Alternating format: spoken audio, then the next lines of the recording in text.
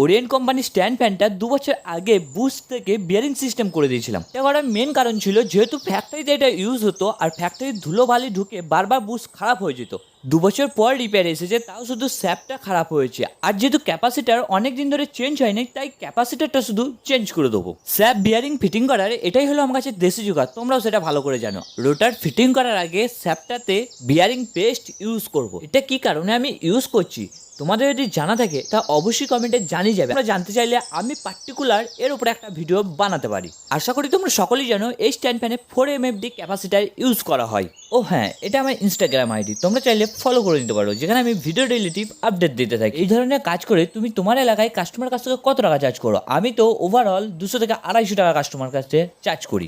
এদিকে 99% কাজ কমপ্লিট। চলো একবার পাখাটা টেস্ট করা যাক। পাখা যে পুরো ওকে। ভিডিও শেষে একটাই কথা বলবো, ভালো থেকো, সুস্থ থেকো। তোমাদের সাথে দেখা হবে অন্য কোনো সময়। Tata, bye bye, love you boss.